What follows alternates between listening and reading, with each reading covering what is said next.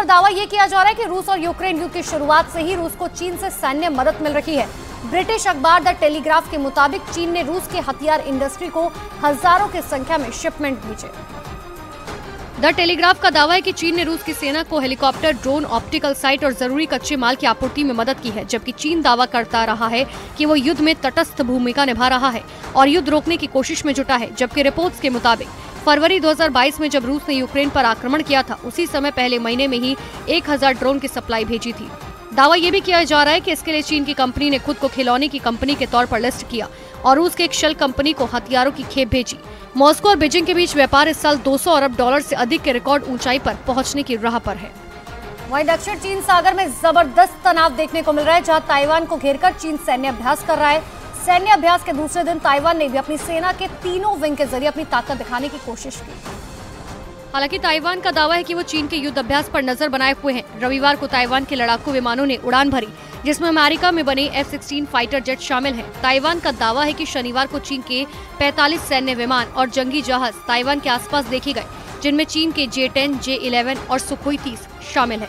दावा किया गया कि चीन के विमानों ने ताइवान स्ट्रेट के ऊपर से उड़ान भरी। ताइवान के रक्षा मंत्रालय ने कहा कि ताइवान ने चीन के अभ्यास के जवाब में विमान और जहाज तैनात किए और जमीन पर मिसाइल सिस्टम को भी एक्टिव किया। वॉशिंगटन के जंगलों में आग एक बार फिर से भड़क गई, जिसमें एक शख्स की मौत हो गई। तेजी से बढ़ते जंगल की आग ने लगभग 18,900 एकड़ जमीन को जलाकर राख कर दिया। साथ ही इस आग में लगभग 190 इमारतें तबाह हो गई हैं। तो वॉशिंगटन की तस्वीरें आपको दिखा रहे हैं, बेहद डराने वाली ये तस्वीरें। जंगल की जो आग है वो बढ़ती ही जा रही है। साथ ही एक शख्स की मौत हुई है। 190 इमारतें इस आग में पूरी तरह से बर्बाद हो चुकी है। 18,000 एकड़ में पेड़ जो है वो पूरी तरह से जल गए। वहीं अमेरिका और मैक्सिको में हिलरी तूफान का खतरा बना हुआ है, जिसके लिए तैयारियां की जा रही हैं।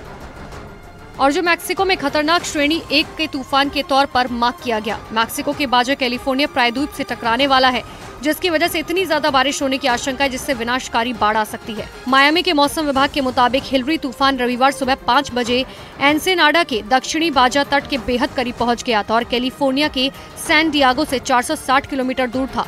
जबकि प्रायद्वीप के उत्तर में भारी बारिश करते हुए तूफान की रफ्तार कम हुई, लेकिन अभी भी 130 किलोमीटर प्रति घंटे की गति से चल रहा है, जिसकी वजह से खतरा बना हुआ है। वहीं अमेरिका के लॉस एंजलिस में हिलरी तूफान नहीं रहा है, लेकिन इसकी वजह से अभी भी इतनी ज्यादा बारिश हो रही है कि लोगों की जिंदगी के लिए खतरा बनी हुई है। कि मैक्सिको के बाजा तट से दक्षिणी कैलिफोर्निया की तरफ बढ़ रही है और राष्ट्रीय तूफान केंद्र का अनुमान है कि हिलरी दक्षिण पश्चिमी अमेरिका के एक बड़े इलाके में बाढ़ लाएगी। लॉस एंजलिस शहर की ड्रोन से ली गई तस्वीरों में दिख रहा है कि किस तरह से शहर में भारी बारिश की वजह से बाढ़ जैसे हालात बन गए हैं।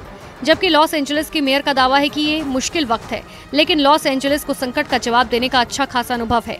उन्होंने ये भी कहा कि शहर के लोग घर पर रहने के लिए तैयार हैं। हालांकि अनुमान लगाया जा रहा है कि तूफान सोमवार को उत्तर में नेवादा की ओर बढ़ जाएगा।